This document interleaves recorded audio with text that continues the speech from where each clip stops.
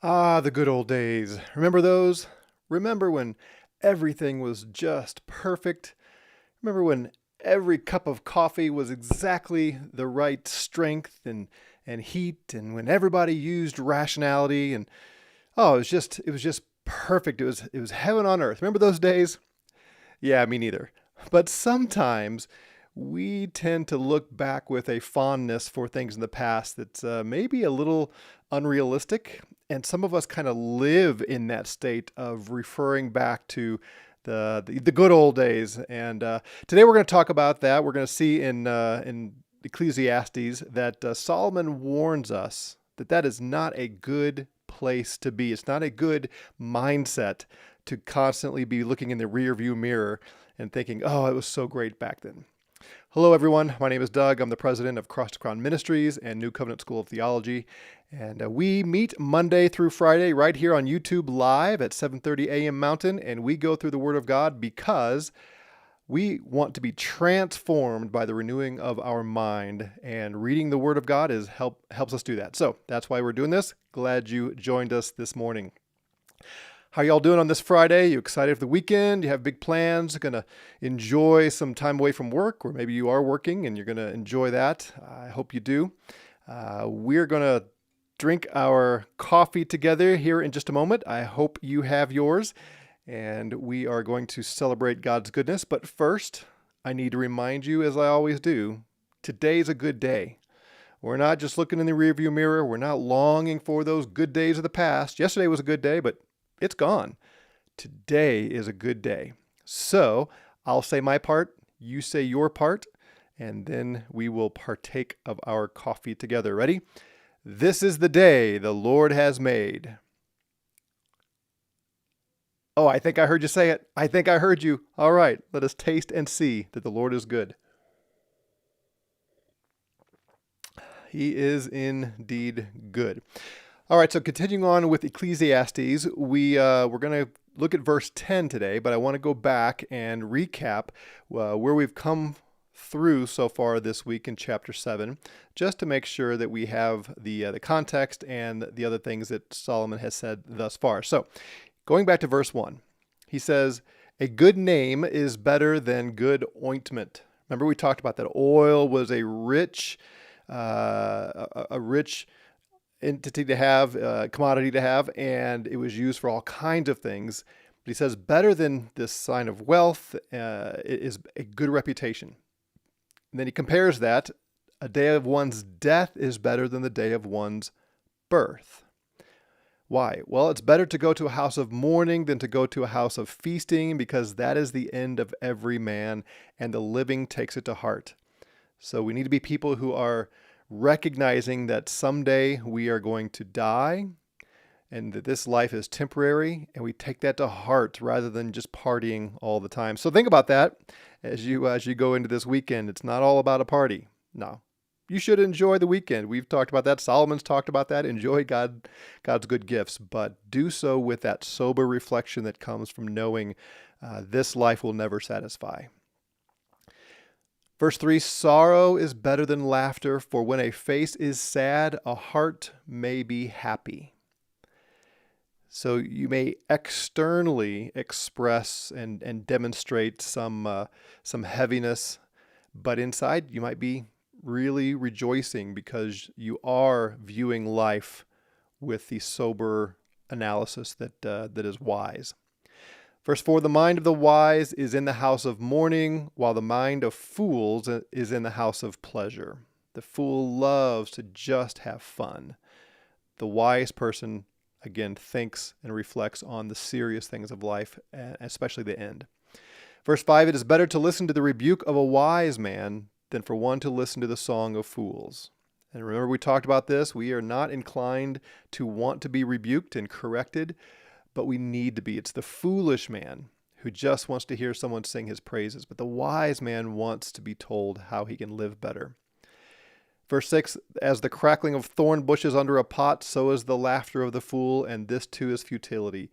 The fool who just parties all the time, his words are worthless. They flare up for a moment like the crackling thorn bushes, but there's no substance there. Then verse 7 is where he kind of moved toward kind of a heavier thing here. I guess it's all been heavy, but oppression makes a wise man mad. We're always under threat of acting foolishly and getting off the path of wisdom, and oppression, outside oppression, whether it's people or circumstances, they can move us to a place of craziness. And a bribe corrupts the heart, he says. The end of a matter is better than its beginning. It's not how you start, it's how you finish. Patience of spirit is better than haughtiness of spirit. We want to be patient, persevering, enduring people. Do not be eager in your heart to be angry. So as oppression comes, we can be provoked to anger. Be careful with that, he says. Don't be eager to be angry. Go slow. Don't allow yourself to become angry, because anger resides in the bosom of the fools. Remember, we talked about fools love to snuggle up to anger. Then he comes to verse 10, which is just a simple statement, but some of us need to hear this. Maybe a lot of us need to hear this. Verse 10. Do not say this. Why is it that the former days were better than these? In other words, oh, the good old days. Remember, why were the days of the past better than these days today? He says, it is not from wisdom that you ask this. Do you live there? Come on, be honest. Do you live there a little bit? Do you look back last week, last month, last year? I know most of us don't look at 2020 as the year we're going to look back on and think, oh, the good old days, but maybe. I know for our family, we've talked about how the quarantine was actually kind of wonderful, to be forced together and really not be allowed out in public too much for a while. It was a great time for my wife and I and our kids to just spend extra time together doing things we love to do. We lived by a great trail, and we'd take long walks and had wonderful talks. We played games. It was pretty good. So there's a part of 2020 we look back on and say, yeah, that was a great time. But for a lot of us, 2020 was also just craziness and still going on, right? Do you look back to previous years? Maybe you think of 2020 as awful, but 2019, that was a good year. So many great things. Or 10 years ago, or 20 years ago, or maybe even past decades when you weren't around. This is the 2020s. This is tough stuff. But the 1920s, the Roaring 20s. If we could only go back, or go back to the 50s, the way we loved the way they dressed and loved how family units were so close together and tight. And think back to the television shows that represent those eras, and the good old days, or whatever, past generations. How easy it is for us to get in that mindset. And Solomon here says, it's not from wisdom that you're asking that. So imagine a couple. They're in their twilight years. Maybe kids are all grown and out of the house, and you can imagine them looking at each other and thinking, "Oh, remember those days? Remember before our kids all moved out and got married and had their own children? Remember all the wonderful times we had together as a family? Oh, that was so great. I wish we could go back. Wish we could just replay those and enjoy those days again." And then maybe you zoom into a family where the kids are still at home. They're still raising them, and they look at each other and think, "Oh, remember those days before kids?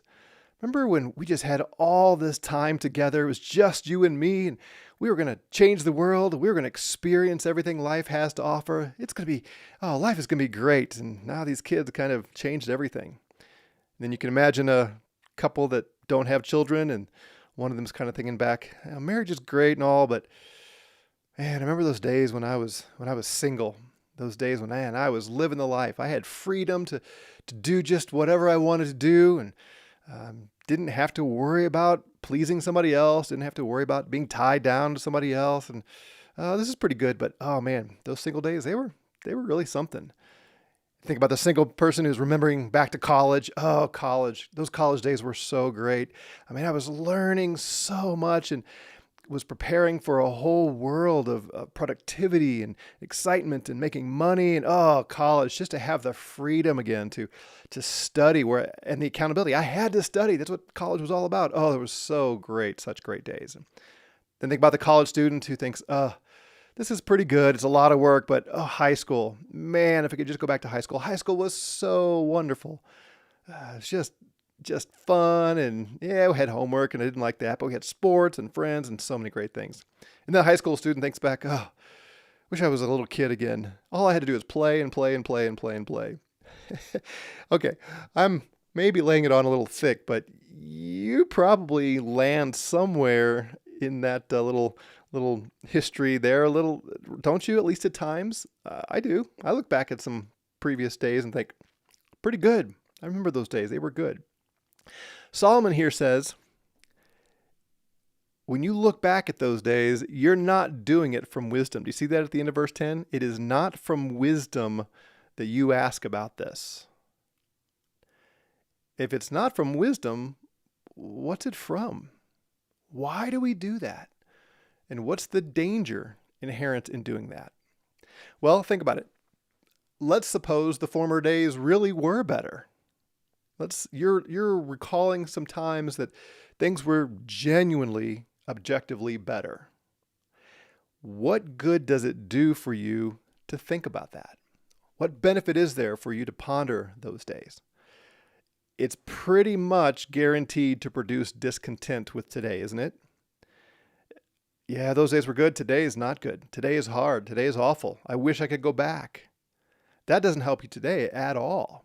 Now, there is something about remembering God's blessing from the past. We are told to do that over and over again.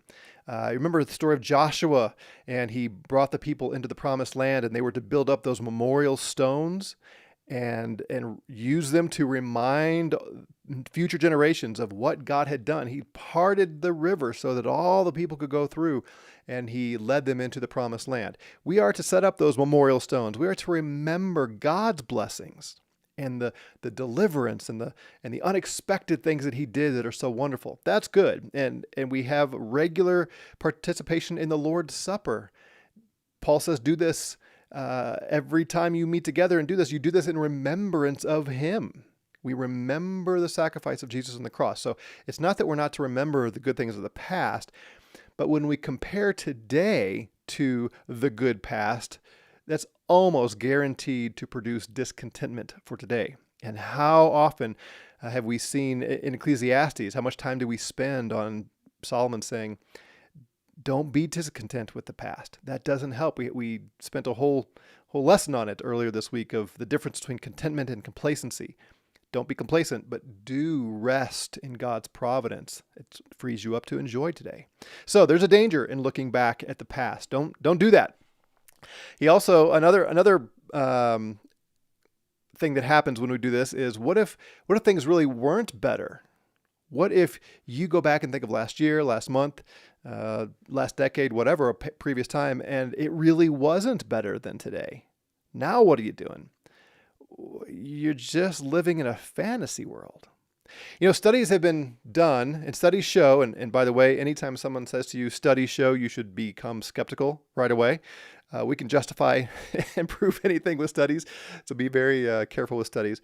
But I have seen some very interesting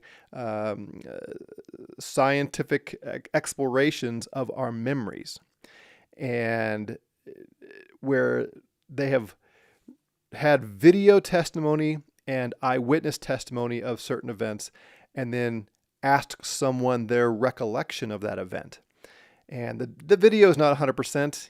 Videos, we still interpret them differently based on what we want to see. We see this going on in the Rittenhouse case right now, different interpretations of video. And certainly in the last year, we've seen tons of different reactions, different interpretations of the same video. So I'm not saying you just trust video, and certainly can't trust someone else's recollection, but you can't trust yours either, right? We don't remember things accurately. And that's what these studies have shown, is things that are so certain in our minds. You are absolutely convinced this is how it was. And it probably wasn't.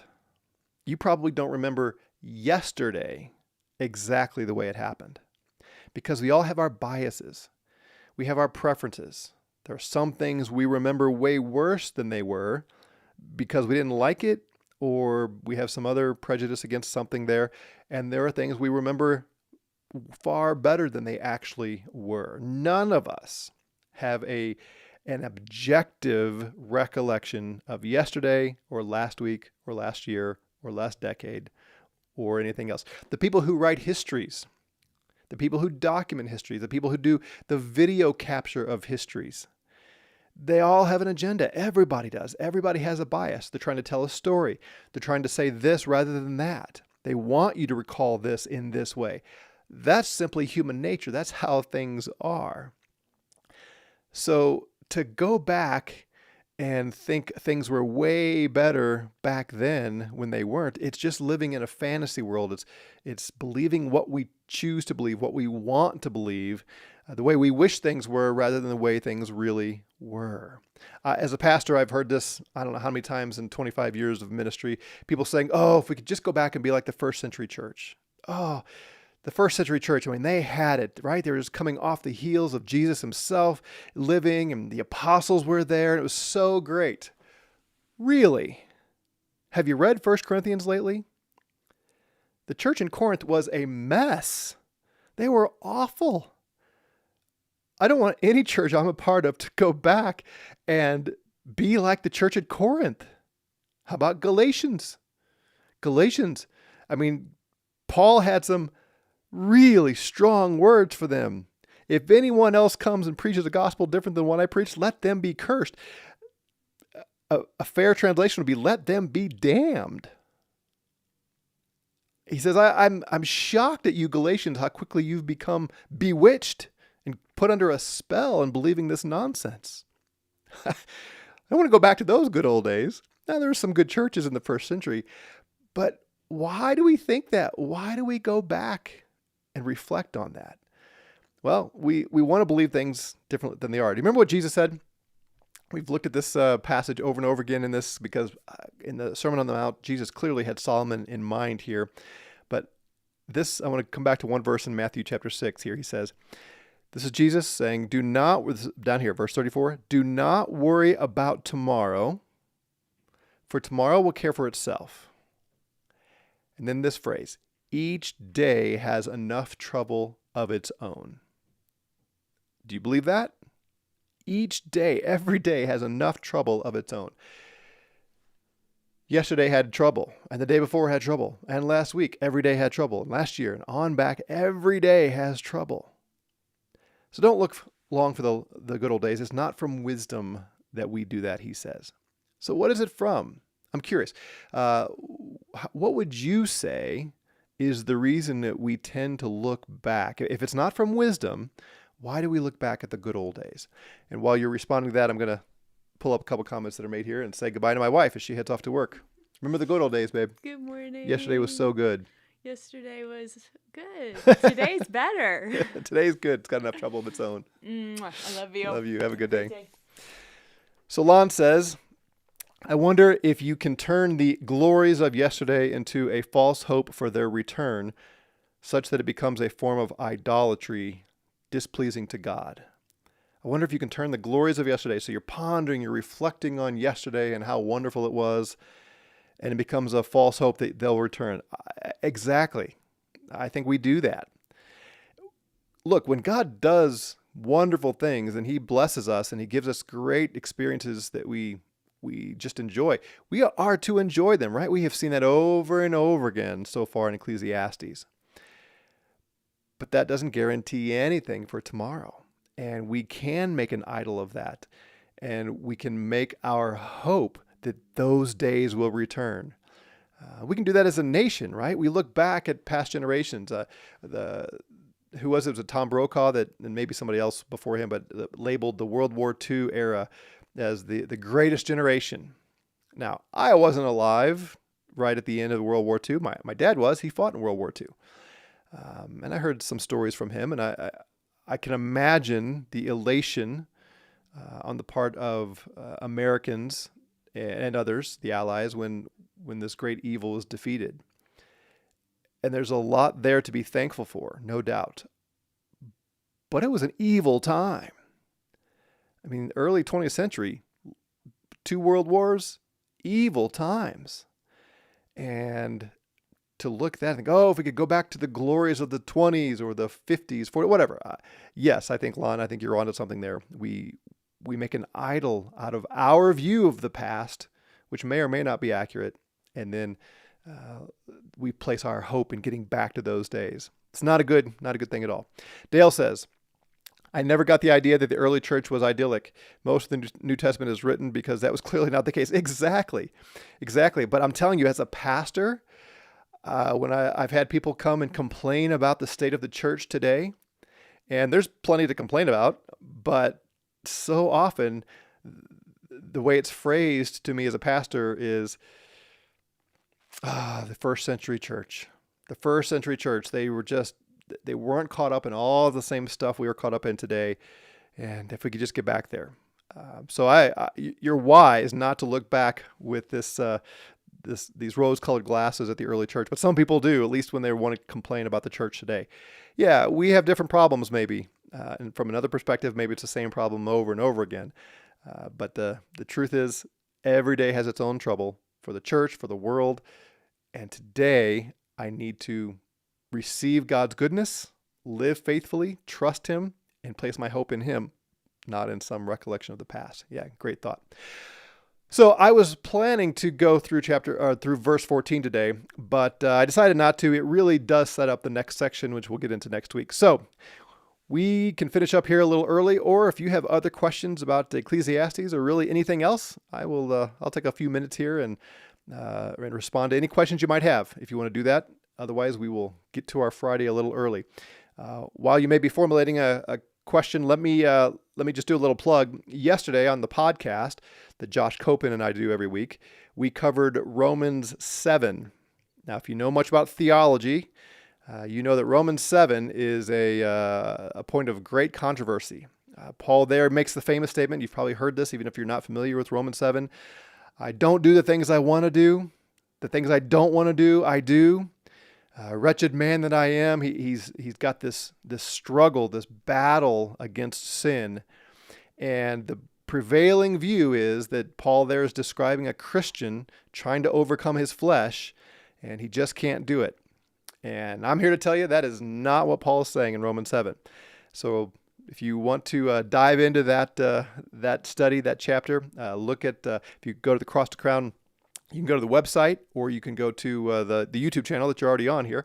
Now, if you're listening to this later in a podcast, then just go to the YouTube channel. It's right there. I think it's entitled Romans 7 is not about a Christian or something like that. Anyway, you can find it very quickly, and I would encourage you to dive in and hopefully we will convince you that Romans 7 is not about a Christian. It matters because so many Christians use Romans 7 to feel better about their own struggles against sin. And that is not the intent. In fact, Paul's point is just the opposite. So I'm not going to give any more away. I don't want you to listen to it, but give that to you. So I'm not seeing any other questions here this morning. So maybe we're all ready just to call it a day and get on with the rest of Friday. So we'll do that. And I hope that you'll go into this Friday really trusting the Lord. Don't look back with fondness at the past. Look ahead at today. Enjoy it. Serve faithfully. Have a great weekend, and we'll see you back here on Monday. God bless.